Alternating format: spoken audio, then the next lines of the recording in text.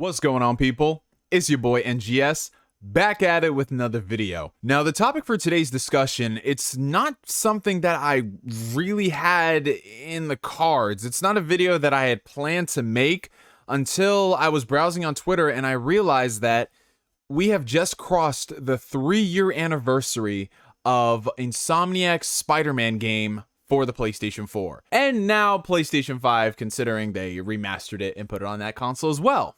Now, for most people out there, you're probably scratching your head and wondering why I'm getting on camera and celebrating a game's 3-year anniversary, let alone a game's 3-year anniversary, and there hasn't really been any news in regards to a sequel, about the future, the universe. We know it's coming. But most of the time, when you talk about the legacy of a particular product, whether it be a book, a movie, TV show, video game, you talk about the impact of it when you get to more impactful milestones, like 5 years, 10 years, heck, even 20 years when you're looking back and reflecting on this with your kids.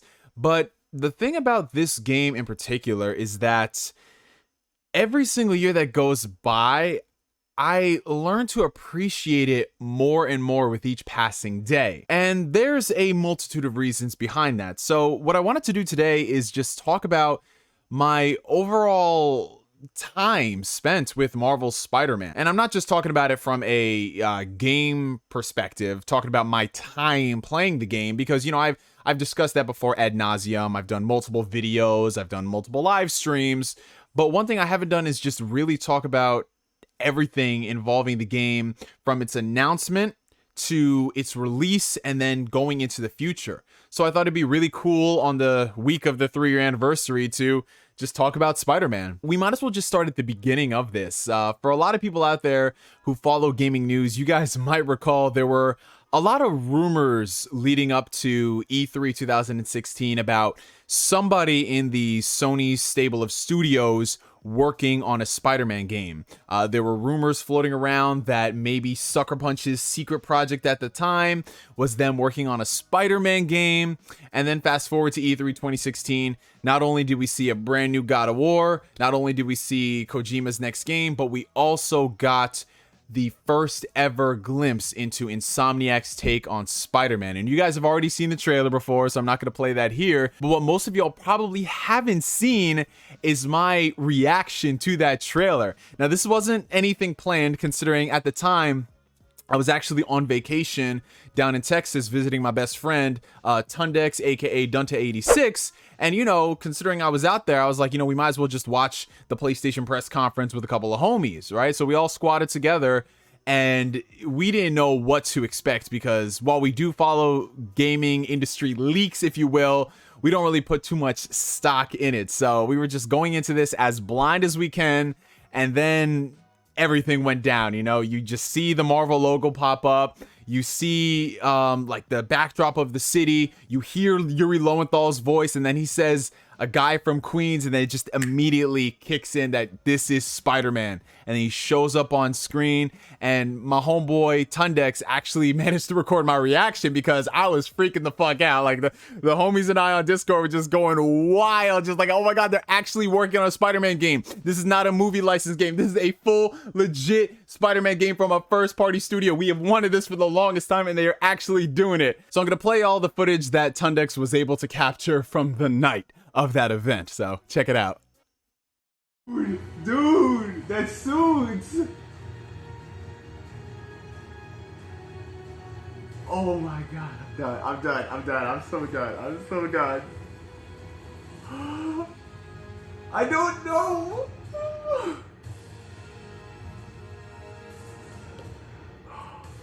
Oh my god. I don't even go on Twitter. Fuck this shit. Yo, dude.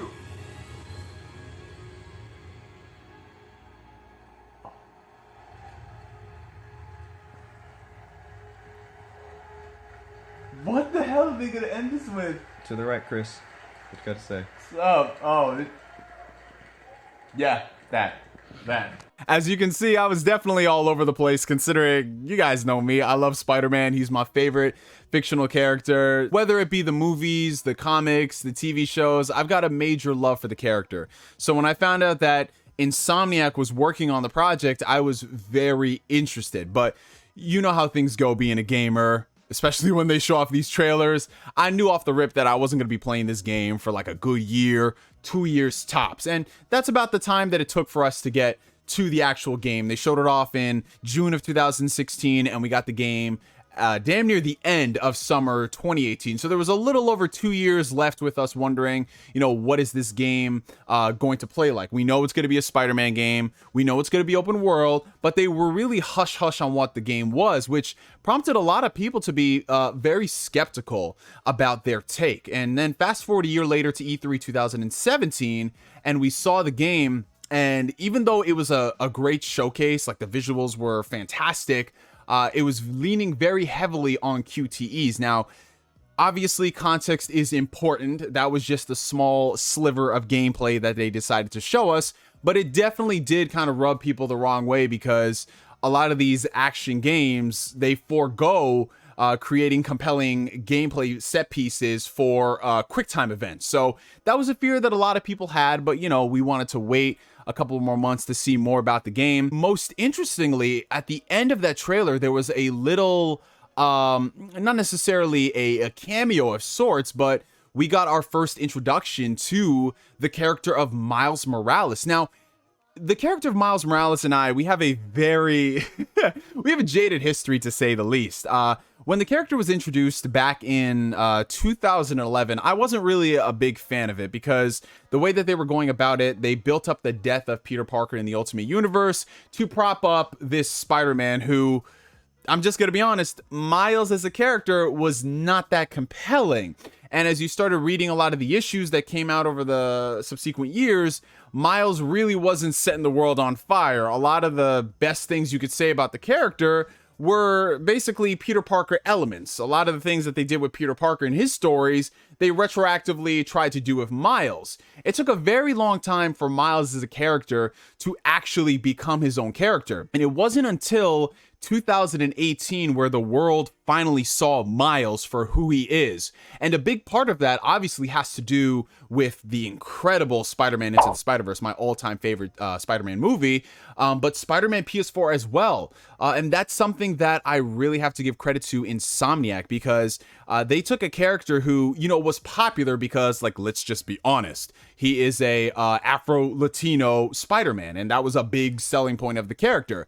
But when you took away that selling point, there really wasn't much substance to him. So what Insomniac was able to do with that character in a very small amount of time was fantastic. And then they built upon that in the Spider-Man Miles Morales video game, which we'll touch on later. But yeah, there was a lot of things going into the Spider-Man game that kind of, it made me excited, but at the same time, I was very reserved to see how they would handle it. But all those fears went away in 2018, leading up to the launch of the game, when we saw this incredible launch trailer, which I'm going to link down below in the video description that you guys have to check out. There's very few things that I will give the word epic to, but that trailer was certainly one of them. And now moving into the launch of the game, right? So we're coming up on the launch of the game, and you know, for the most part, when it comes to video games, I'm kind of past the age where I restructure things in my life to play video games, because for the most part, I realize that, you know, this is something that I find enjoyment in, but I don't really need to go ahead and change things about what I'm doing in my day-to-day to accommodate a video game or a movie or a thing like that. You know what I'm saying? So most often I don't take off time from work to play video games. If it so happens that a game falls on a vacation of mine, then by all means, that is awesome. But I get to games when I get to it, when I have free time. But for this game in particular, I knew I had to go against all of my morals, my entire code, and said, listen, I don't care what's happening. When that game comes out on launch day, I want to be playing it. And I remember at my job, during that particular time of the year, my schedule, my days off were Sunday and Monday. So, you know, with Spider-Man coming out on a Friday, like, yes, I had a Friday and a Saturday to work, and then I go straight into Sunday, Monday where I could no life it. But I knew, like, listen, I want to play this game on release. So I was actually thinking of using my PPT to go ahead and take off that Friday and that Saturday. So I went ahead and I talked to my shift leader at the time, and I said, yo, man, I do not ask you for anything. I don't take off time like that. But is there any possibility that you can give me off these days? Because at my job, weekends are a very, very coveted line. So you have to have the seniority for that. And obviously, at that time, I only had 2 years on the job. There was no way I was going to get weekends. And when you try to take off weekend days, it's just damn near impossible unless it's downtime in the year, which for us, downtime is end of September going into February. Like that period of time, you can usually request weekends off, no questions asked. So I knew that it was early September, so we were still in the thick of things. It wasn't dying down just yet, but I asked him, is there any possibility you can get me off these 2 days? I don't even care if one of them is paid and one of them is just unpaid time off. And he said, all right, just give me a few days. I'll see what I can do.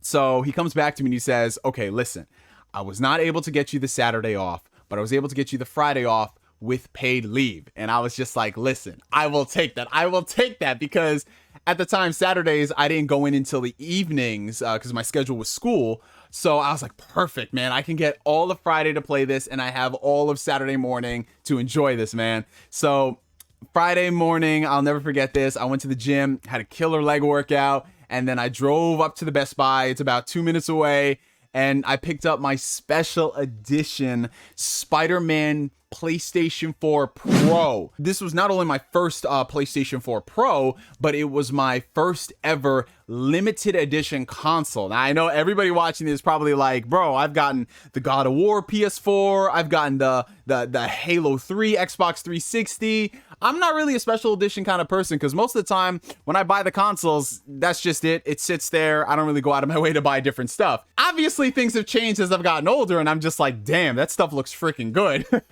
So I was like, listen, if I'm ever going to go all out for Spider-Man, and I needed a PlayStation 4 Pro anyway, considering my PS4 was, man, let's just say ready for takeoff, I was going to have to do a big for my boy Spidey. So I pre-ordered that, no questions asked, came with the console, red controller with the white trim on the buttons, and Spider-Man PS4.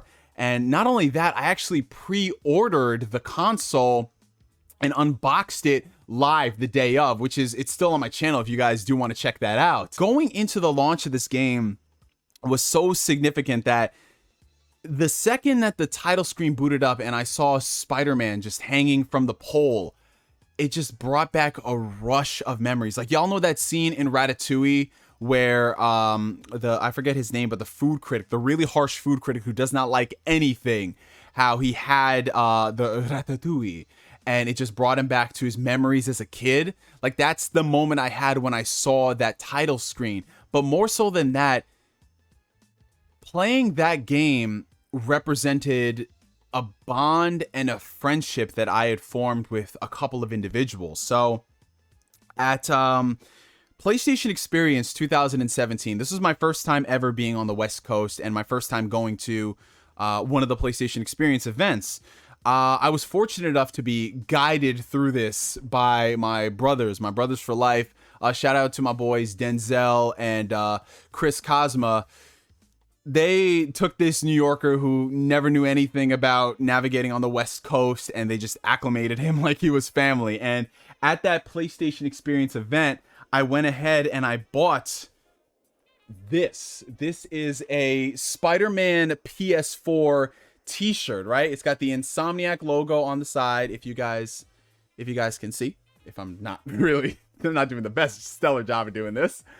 And on the back, you've got the Marvel Spider-Man logo. And this was sold directly at the venue. I'm not sure they sold it online. Maybe they did at the PlayStation Store. But the only place you could get this shirt was at PSX.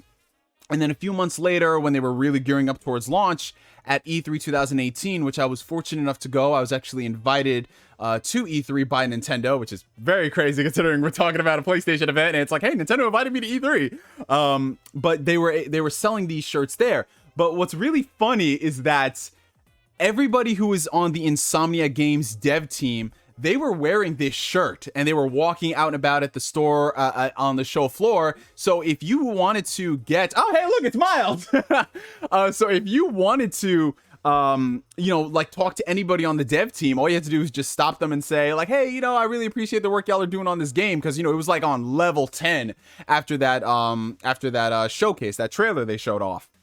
But the thing is, not both, but all three of us, me, Denzel, and my boy Chris Kazama, we were all wearing these shirts. Cause when you show up to E3, you want to show up in style. So, we wore this shirt, we were walking around the show floor, and it was so crazy because we kept getting stopped by people saying, like, first off, thank you for this game, Insomniac. And then also, oh my God, it's so awesome to see three brothers making it in the gaming industry. It was so crazy because they were like, you know how it is. There's not really a lot of brothers out there in the gaming industry, especially in the forefront. So when they see three dudes who are on the Insomniac Games dev team, they had to stop and just say, yes, we made it. It was so funny, but we had to tell them like, guys, we're not on the dev team. We just have these shirts, which then they asked, where'd you get those shirts? And we said, PlayStation Store right over there. Just wait on the line. But, I would have worn this shirt throughout the course of the video. But when I went to try this on, and mind you, this shirt I've only worn a handful of times. I wore it at E3, but this is a shirt that has a lot of sentimental value, so I just keep it in the closet for memories. I tried wearing this shirt, and as you can see from the photos, yeah, that shirt does not fit the same as it did 3 years ago, man. A lot has changed. I've been picking up some weight, what can I say? But, everything about this, just the bond that I had grown with my brothers over this game, and then booting up the game at launch, it really set in, man, and just how amazing of a thing gaming is and how it could bring all these people from different walks of life together to celebrate video games, and then celebrate the fact that Spider-Man is getting a video game from a first party. So talking about my time playing Spider-Man, like I said, this is not a review in any shape or form. It's not going to be me critiquing the game for what it is, because I've already done that before.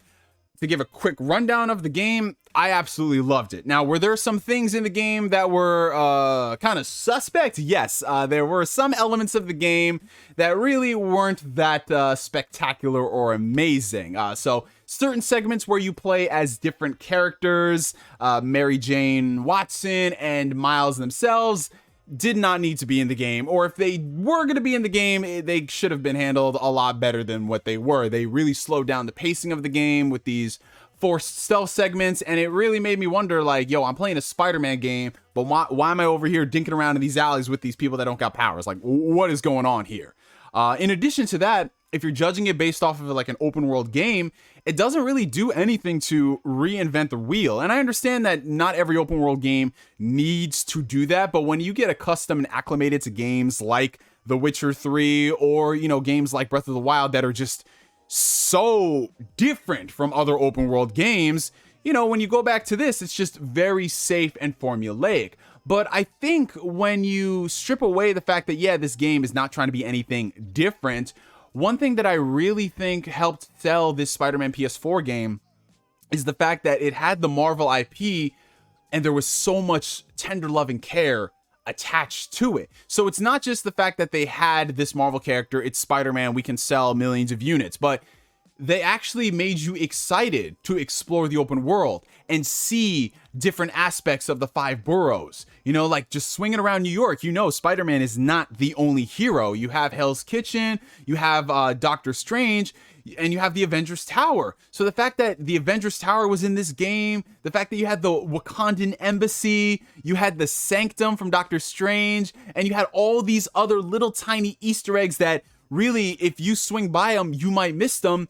That's what made this world so interesting and appealing. Whether you were a casual fan of, the MCU movies, or you were a hardcore comic buff, there was so much in here that really catered to the Spider-Man lore and the legacy, and just going around and collecting all of the floating comics and how there's a story behind each and every one, with Yuri Lowenthal's Peter Parker narrating everything as if he was actually going through that stuff, and collecting all the little memorabilia from, his early days of Spider-Man and all that stuff. Like that stuff right there is what I think really helped differentiate it from, let's just say, your run-of-the-mill Ubisoft open world game where you don't care about any of these things in the world, despite how many times they try to claim it is iconic and worth caring about. No, nobody cares about that shit, Ubisoft. Stop trying to make it happen. But yes, back onto Spider-Man. it was just amazing to see that tender love and care into the world. But more specifically, I think what really made this game one of my all-time favorite PS4 titles is that it did something that no Spider-Man adaptation outside of the comics has ever done before. And it's given us an adult Peter Parker with no strings attached. Now, here's the thing. I love the Spider-Man movies, whether it's Sam Raimi, Mark Webb, John Watts. I have my issues with all of them. You guys know this. But I have a love for it because all three of them, they do certain things that are really good. I love a lot of the Spider-Man cartoons. Y'all know I stan the Spectacular Spider-Man. However, with a lot of those things, there are always asterisks you got to put on top of them, whether it be budgetary constraints, whether it be studio interference, or whether it be, you know, the restraints of the medium, like with animation, and you have to cater for kids. You don't have long form storytelling. Spider-Man has never been as amazing as it could have ever been. And if you read the comics, I'm talking actually read the comics, you know how dark the story can get. You know how deep a lot of these characters can get. And even some of the best adaptations we've seen in movies and TV shows doesn't even scratch the surface of a lot of these Spider-Man stories. And Insomniac, for the first time ever, we saw somebody give us those stories. No strings attached, no asterisks, no, but if you can change your mind, none of that stuff. And at the same time as they honored the source material, they gave us something fresh and different.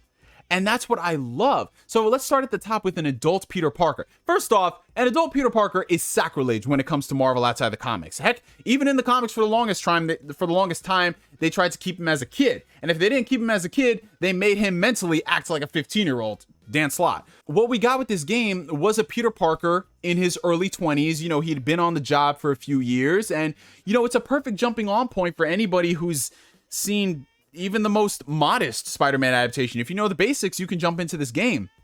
And we saw an adult Peter Parker going through Peter Parker stuff, you know, struggling to juggle his life as Spider-Man in addition to trying to be there for his family, trying to hold a relationship, trying to hold a job. He's just being pulled in 40 different directions, and it's hard to manage it. And this game does not really, you know, it doesn't try to hide that fact. You know, there's a lot of situations where you're just like, damn, I feel bad for this kid. And that's how you should with the character of Peter Parker. The reason why he's so relatable is not because like we relate to him in the sense that, oh, like I feel so bad for him, blah, blah, blah. We relate to him because we see ourselves in him.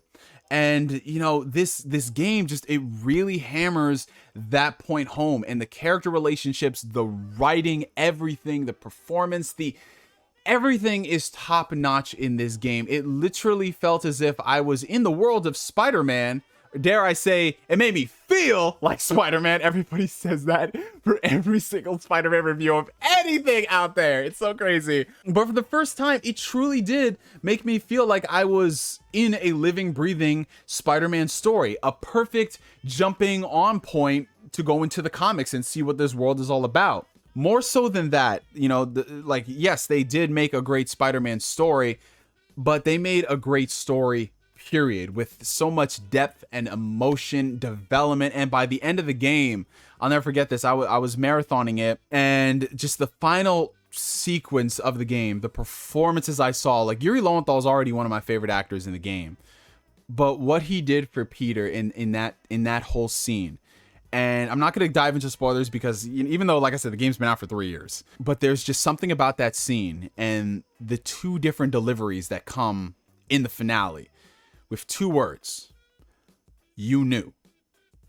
2 words that are spoken twice throughout the course of the finale that have completely different meanings attached to it.